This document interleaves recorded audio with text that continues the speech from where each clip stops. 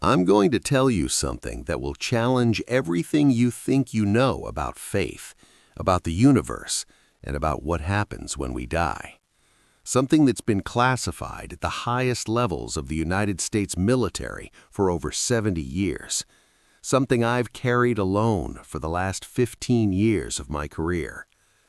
My name is Colonel Marcus Hayes. I've served in the United States Air Force for 32 years. I've commanded operations you'll never read about in any newspaper. I've seen technology that won't be declassified for another 50 years. I've held security clearances that most members of Congress don't even know exist. And for the last 15 years of my career, I was assigned to a program so classified that it doesn't officially exist. A program that deals with non-human intelligence, with beings from elsewhere, with what the public calls aliens, but what we in the program simply call the visitors. If you've ever questioned your faith, if you've ever wondered what really happens after death, if you've ever felt that organized religion was hiding something fundamental about the nature of reality, stay with me, because what I'm about to share will either strengthen your faith in ways you never imagined or shatter everything you were taught to believe. This is the truth about what they told us, about Jesus, about heaven, about hell, about the nature of human consciousness and where we really go when we die.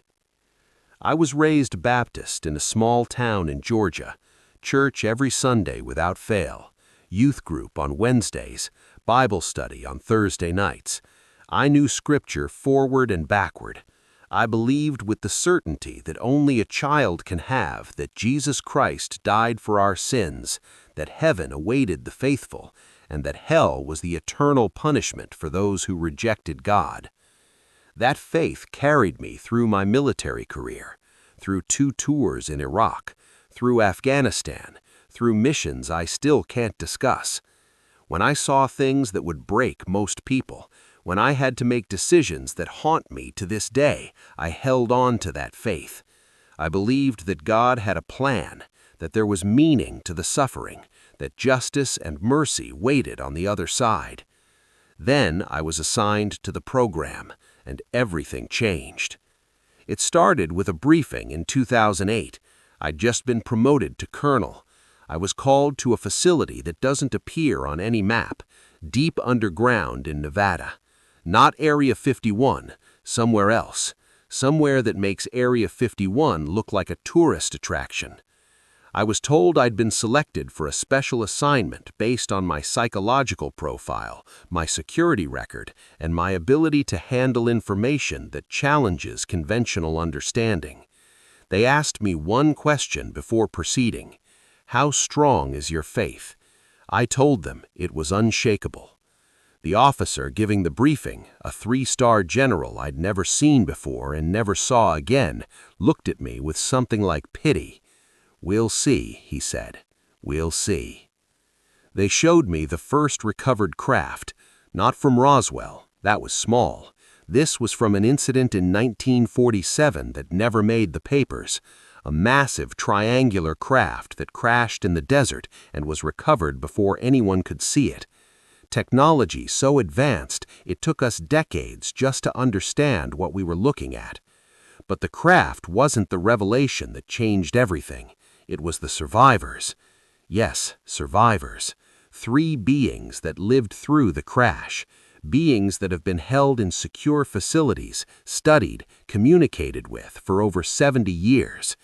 Beings that fundamentally changed our understanding of everything. They're humanoid but not human, taller, thinner, with large eyes that seem to see through you rather than at you, gray skin that has a faint iridescence under certain lights, 4 fingers instead of 5, no visible reproductive organs, no hair anywhere on their bodies. But the most unsettling thing isn't how they look, it's how they communicate.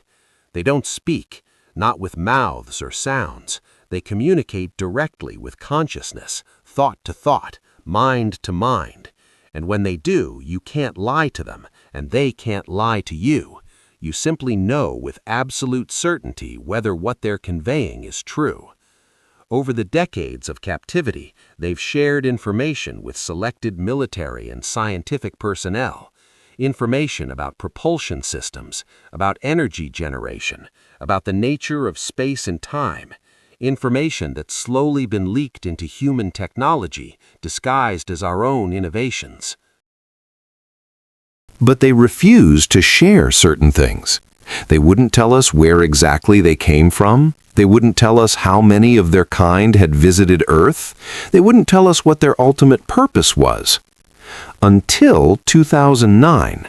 Until the oldest of the three, the one we called Elder, became terminally ill with something our best medical technology couldn't understand or treat. He was dying, and he knew it. And dying, he decided to tell us the truth, not about technology or navigation, about something infinitely more important, about the nature of human existence, about what you call the soul, about what happens when the biological organism dies. I was there for those final conversations, me and a team of scientists and psychologists and theologians we'd brought in specifically for this. I was there as a military observer, and because my faith was supposed to make me a good test case for how this information would affect believers. What Elder told us changed my life forever, changed how I see reality, changed what I believe about God and Jesus and everything I was taught in that small Baptist church in Georgia. He started by asking us a question. What do you believe happens when a human dies? The theologians gave the expected answers. Christians believe the soul goes to heaven or hell based on faith in Jesus Christ. Jews believe in Sheol or Olam Haba. Muslims believe in Jannah or Jahannam. Hindus believe in reincarnation and karma. Buddhists believe in enlightenment and escape from the cycle of rebirth. Elder listened to all of it, and then he conveyed something that made everyone in that room go silent. You're all correct, and you're all wrong, because you're describing the same thing from different perspectives while missing the fundamental truth. He explained that consciousness, what we call the soul, is not created by the brain. The brain is a receiver, not a generator. Like a radio doesn't create the music, but only tunes into frequencies that already exist, the brain tunes into consciousness that exists independent of physical matter. When the body dies, consciousness doesn't end. It can't end. It simply changes frequency, changes state, moves to a different level of reality that exists parallel to this one, but vibrates at a frequency biological senses can't detect. He said that their species had mastered this transition thousands of years ago, that they could move consciousness between bodies, between states of being, with technology and training. That death, as we understand it, was an illusion, a transition rather than an ending. And then he told us about Jesus, and everything I believed shattered and reformed into something completely different. Elder said that approximately 2,000 years ago, Earth was visited by an expedition from a coalition of advanced species. The purpose was observation and limited contact. They'd been watching humanity for thousands of years, studying our development, our potential, our violence, and our compassion in equal measure. One member of that expedition, a being of remarkable consciousness and ability, became deeply concerned with what he observed. Humanity was developing rapidly in dangerous directions. We were creating hierarchies of power that crushed the weak. We were building religions that promised salvation but delivered control. We were losing touch with the fundamental truth of consciousness and unity. This being decided to do something unprecedented and explicitly against the protocol of the coalition. He decided to incarnate, to take physical human form, to be born as a human, live as a human, and teach humans the truth about consciousness and existence. The process required advanced technology. It required intervention in human biology. It required what you would call a miracle. A woman who wasn't pregnant suddenly was. A child born with full memory of his true nature. A being with abilities that seemed supernatural, but were simply the natural expression of consciousness, unbound by biological limitations. That being was Jesus of Nazareth. Everything he taught, according to Elder, was an attempt to explain the truth about consciousness in terms Bronze Age humans could understand. When he said, "The kingdom of heaven is within you," he wasn't speaking metaphorically. He was literally telling you that the higher level of reality, what you call heaven, exists in your consciousness right now. You're just tuned to the wrong frequency to perceive it. When he said, "I am the way, the truth, and the life," he wasn't claiming to be the only path to salvation. He was identifying himself as a being who had mastered the transition between states of consciousness, a being who could show others how to do the same. When he performed miracles, healing the sick and raising the dead, he wasn't violating natural law. He was demonstrating what becomes possible when consciousness operates at a higher frequency without the limitations biological programming imposes.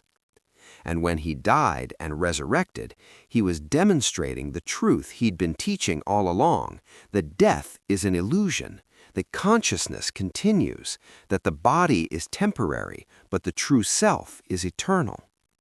The problem, Elder explained, was that humans couldn't accept the simple truth. You needed hierarchy, you needed authority, you needed someone to tell you you were saved, instead of recognizing you never needed saving because you were never truly lost. So you took his message of liberation and turned it into a religion of control.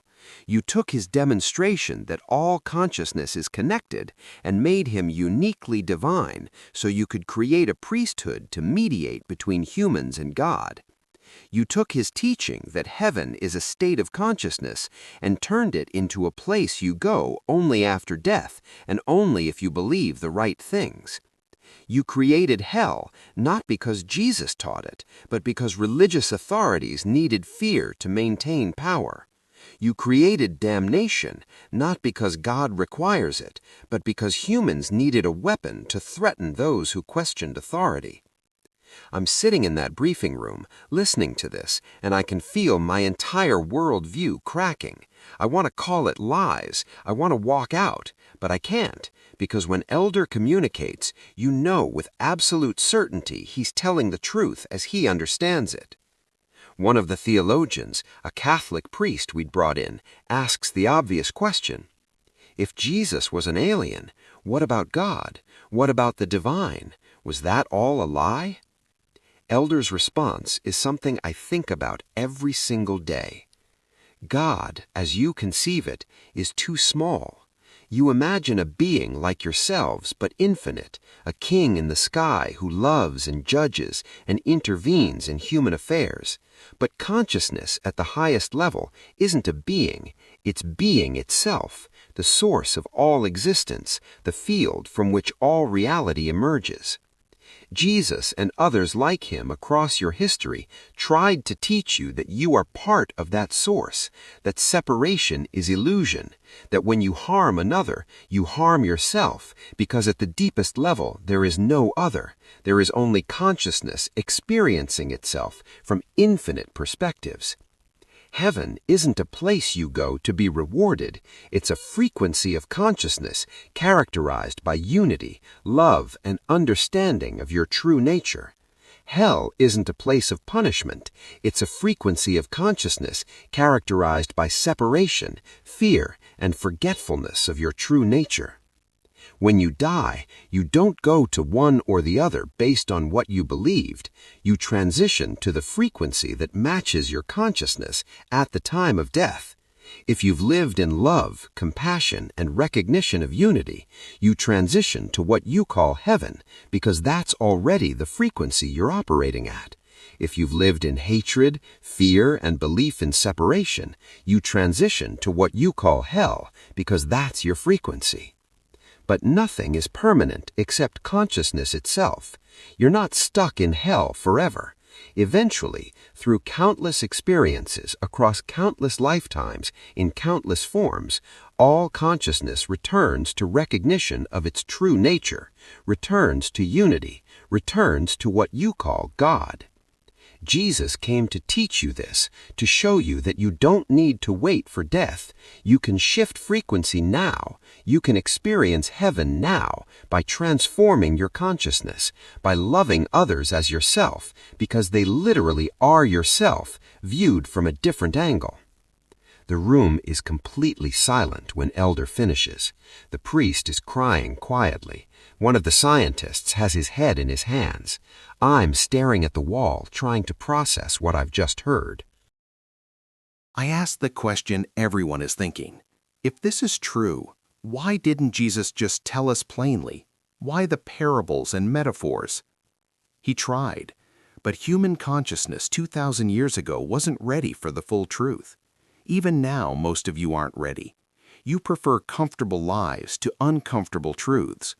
You prefer being told you're special, chosen, saved, to recognizing that everyone and everything is equally sacred because it's all the same consciousness experiencing itself. He pauses, and I can feel sadness in his communication. My species learned these truths tens of thousands of years ago. We moved beyond biological bodies, beyond individual consciousness, into unified awareness. That's why we can travel instantly across distances you consider impossible. That's why we don't age as you do. That's why we seem like gods to you. But we're not gods. We're simply what you will become eventually if you don't destroy yourselves first. We're what Jesus was trying to help you become sooner. We're the next step in consciousness evolution that's available to you right now if you choose it. Elder died 2 days later. His body simply stopped functioning. But before he did, he conveyed one final message specifically to me. He said, "Your faith wasn't wrong. It was incomplete. Jesus was real. His message was true. Heaven and hell are real, but they're not what you were taught. Don't lose your faith. Transform it. Expand it. Help others expand theirs." That was 15 years ago. I've spent every day since then trying to understand what it means, trying to reconcile what I was taught as a child with what I learned in that underground facility. I've read the Bible again with new eyes, and I see it now. All the things Jesus said that we glossed over or explained away. The kingdom of heaven is within you. Before Abraham was, I am. I and the Father are one. He who has seen me has seen the Father. These things and greater things you shall do. He wasn't claiming to be uniquely divine. He was telling us we're all divine, that we all have the potential he demonstrated, that separation from God is illusion, that heaven isn't a reward you earn, but a state of consciousness you achieve by recognizing your true nature. I look at hell differently too. Not as a place of eternal torture created by a loving God, which never made sense anyway, but as a state of consciousness, a frequency of separation and fear that we create ourselves. And yes, it's real, and yes, it's terrible, but it's not permanent, and it's not punishment. It's simply the natural consequence of living in denial of truth. I think about people who die in hatred, who die consumed by fear and anger and belief that others are enemies to be destroyed.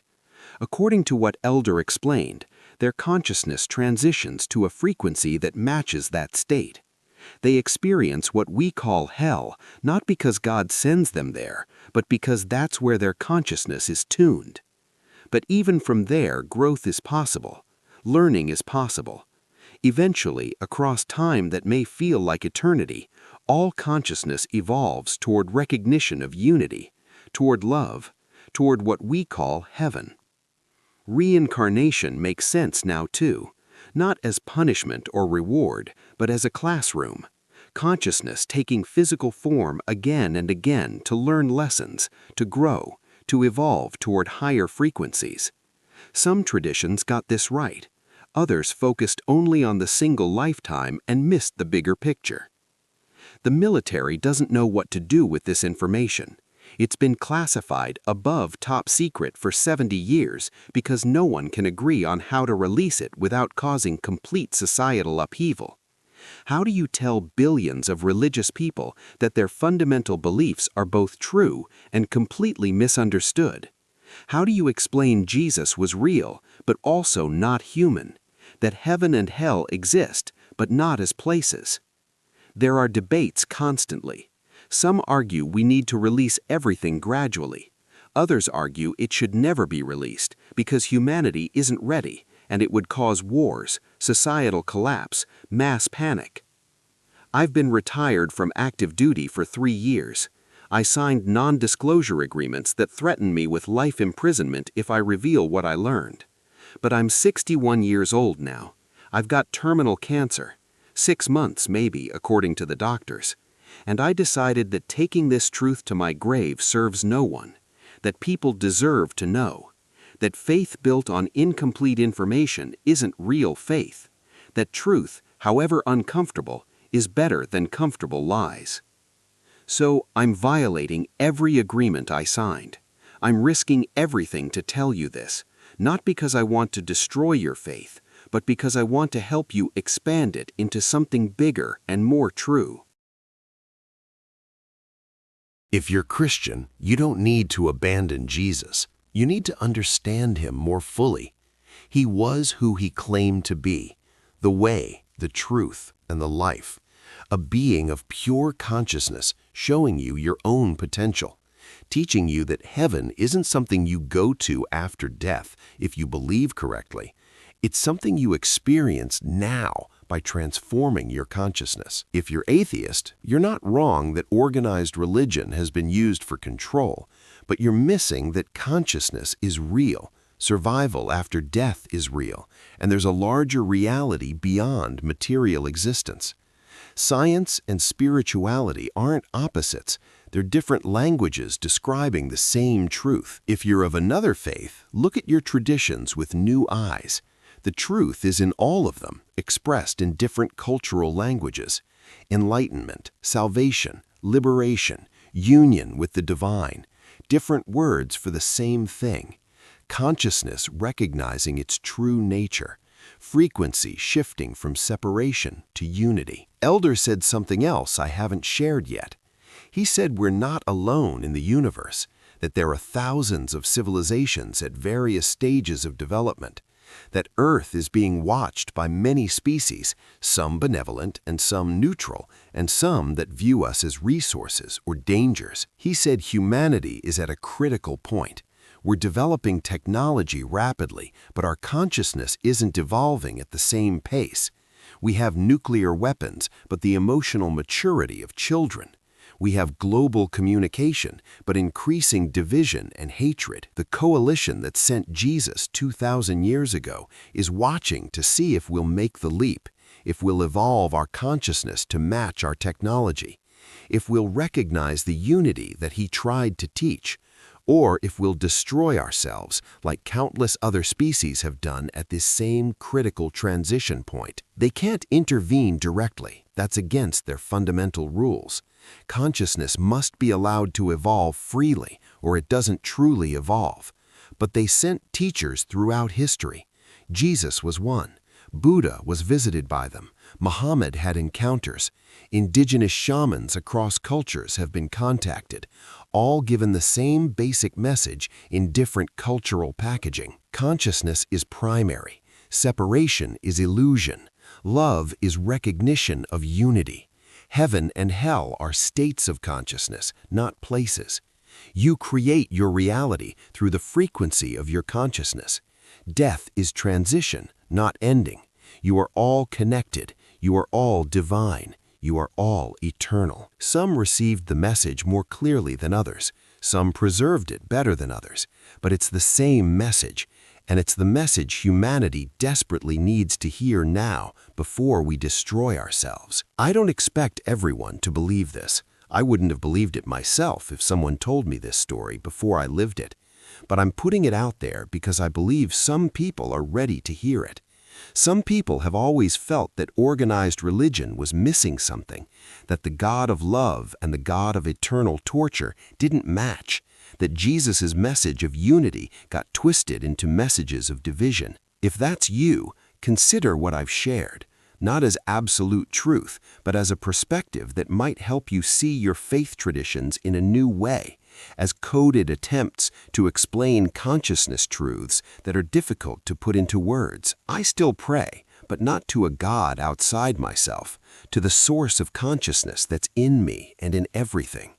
I still read the Bible, but I see it as a flawed human attempt to preserve memories of an extraordinary being and his extraordinary message. I still believe in Jesus, but as something more than and different from what I was taught. Heaven and hell are real, just not as eternal destinations based on correct belief.